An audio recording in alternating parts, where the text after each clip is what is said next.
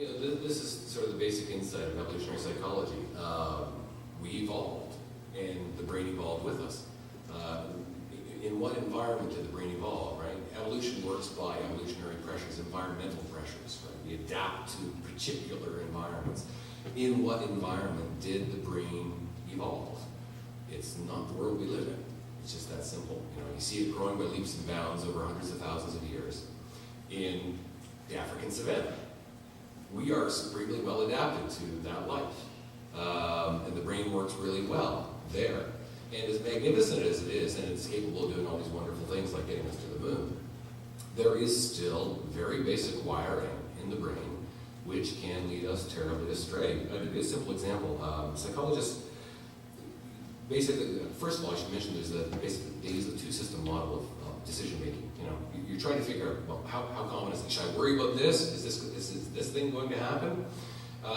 You might think that, well, I'm thinking about it, I'm consulting statistics, and that is the sum total of my decision. No, because of course there are all these subterranean processes going on in your brain that you're not aware of, the unconscious mind, which you're not aware of by definition. One of the tools, and sort of this unconscious mind delivers its conclusions in the form of intuitions, hunches, feelings, a sense that something is true, even if you might not be able to explain why. And one of the tools that the unconscious mind uses is, psychologists talk about heuristics and biases. One of the basic ones is the availability heuristic, which is an incredibly forgettable term, but it's actually a very simple, elegant, simple idea, which is you try and think of an example of something. Right? If I say, how likely is it that a lion is going to, drag you to your death in the long grass? What you will instantly do, whether consciously or not, is you'll try to think of an example of a lion dragging somebody to his death in the long grass. It's not how many examples you can think of, it's how easily you can recall that one example that the unconscious mind uses. And it says, okay, we got that one example really easily. Therefore, this thing must be common. And therefore, it's probably going to happen again, be afraid, right? That's a great, see how simple that rule is? And it's a great rule in that environment in which our brains evolved. Why? Because in that environment in which we evolved, it was information scarcity. The only information available to us was our own experience or the experience of our fellow band members. And so if you could easily think of an example of a lion dragging somebody to his death in the long grass, chances are it happened recently, because that's how memory works, and it happened to somebody close to you. So, yeah, you should consider it common and you should be worried, right? Flash forward to today. The world is slightly different. Can you think of an example of, well, I could use almost any horrible example. Use any rare example of a horrible thing happening in the news. A child abduction by a stranger, for example. An event like that, if it happens, because it's so tragic and so emotionally powerful, will be broadcast in the news everywhere, right? And how does your brain process that information? Well, if the event happened in Europe, for example, you would know consciously, what does that tell me about the safety of my children? Nothing. It's an emotional story, but it doesn't tell me anything about the safety. Unconsciously, what happens? Can you think of an example, easily, of a child being abducted by a stranger? Yeah, you just saw it last night in color on the evening news. Conclusion, this thing is common. Be afraid, right? So that's an example. And now, if you extend this to the sort of the subject matter of future value, which is sort of the prognostications in the news, what happens when we have a big, spectacular event like 9/11, like the crash in 2008? We turn around and we say, this is going to happen again. Why do we do that? We're often told after these events happen, 9/11 happened, why didn't we see it happening? There was a lack of imagination. People didn't use their imaginations sufficiently, right? So let's start imagining what could happen. And what do they imagine? Well, more catastrophic terrorist attacks. Okay. Crash in 2008 happens. And again, you heard the same explanation. There was a lack of imagination. So let's imagine. And what did they imagine? More economic catastrophes. What an amazing coincidence. What is that? That's a status quo bias, right? The big thing that has happened, that is on our minds, that is easily available, is what we foresee happening off into the future.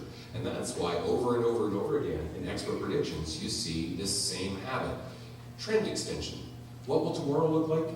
It will be like today, only more so, right?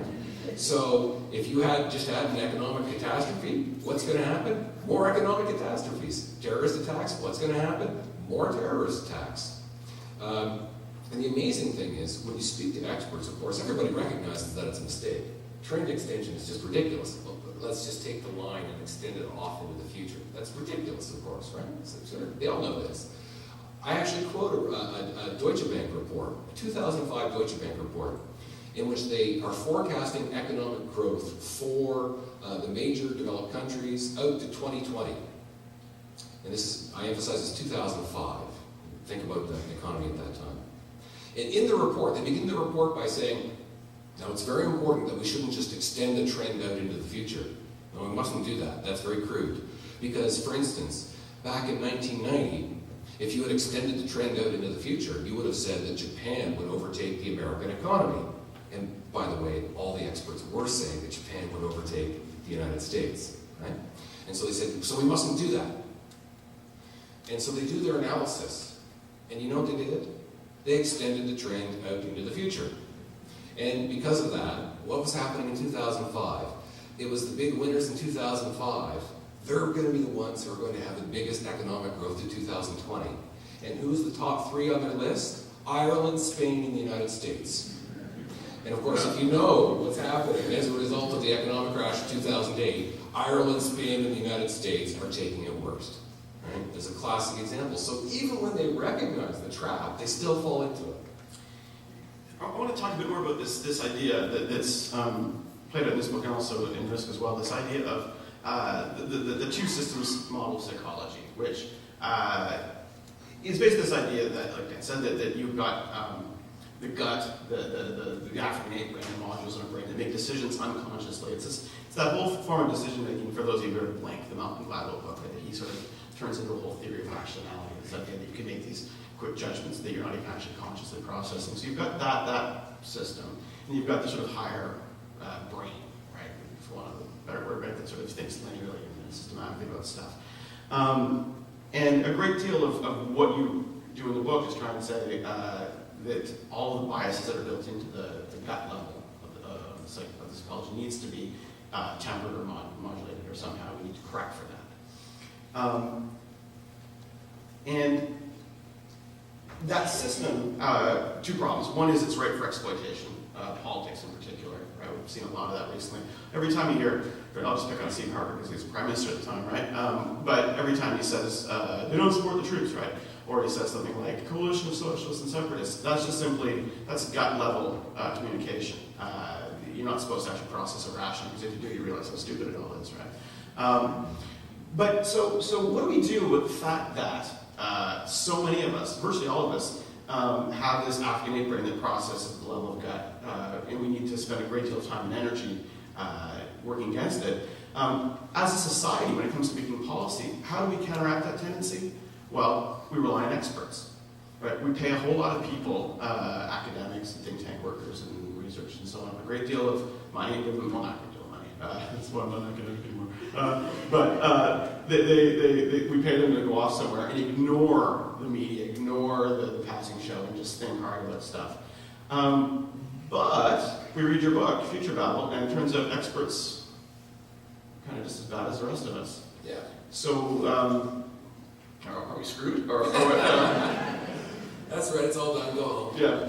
I mean, it seems there is a bit of a loop here where the very experts we're relying on to get us out of this two-system, dynamic are actually not any better. Well, this is, it's unfortunate because my hypothesis is such that I have to establish that experts suck.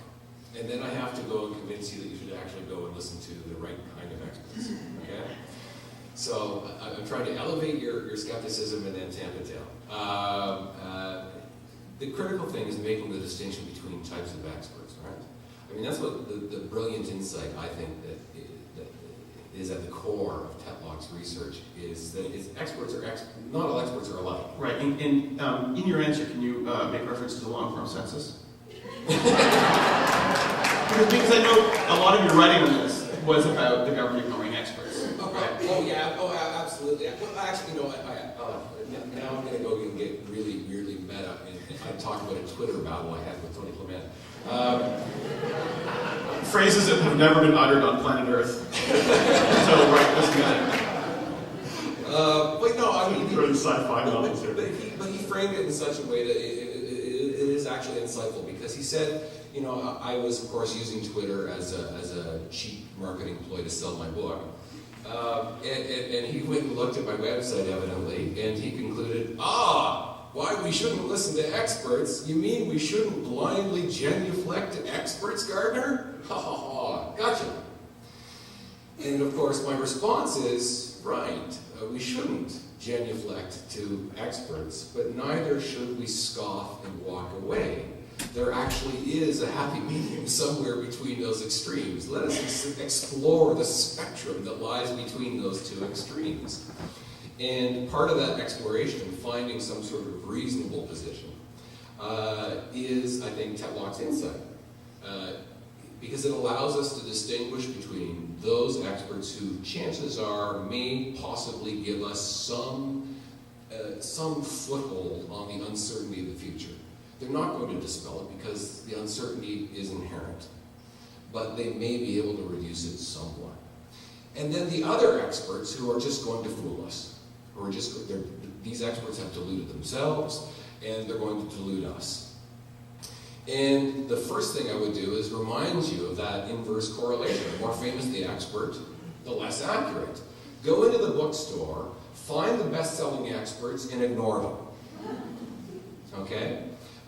Anybody who writes a book called The Next 100 Years should immediately be disqualified from rational discussion. Okay, that's the easy stuff. But who should we be listening to? And in fact, I wrote a column on Friday, which was an attempt to actually deal with exactly this question. And I used it as an example. Take a look at Mark Carney's, Governor Bank of Canada's forecast, economic forecast, as delivered on Wednesday.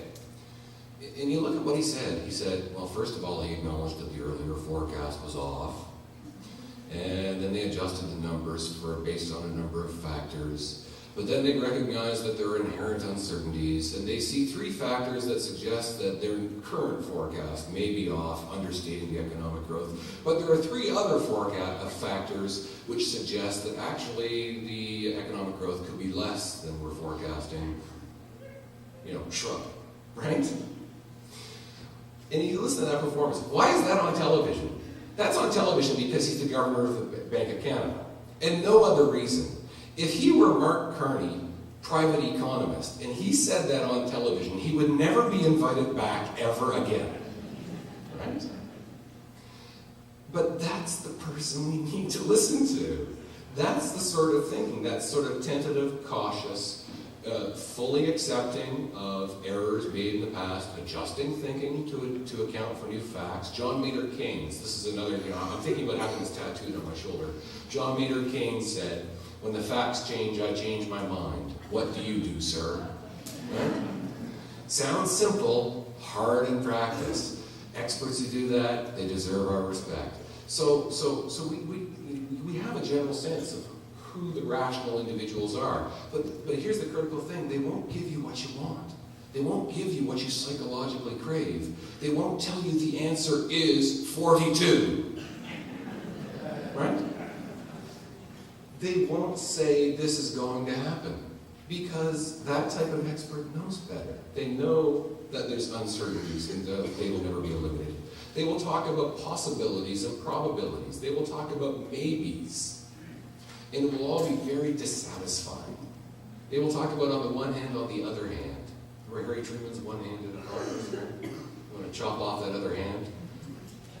It's all psychologically dissatisfying. But that's where we can get some real insight. And again, it's just very dispiriting because, of course, every time you turn on, for instance, business television to look at economic prognosticators, almost without fail, they are the blowhards. They are the people who would be beaten by the dart-throwing chimpanzees.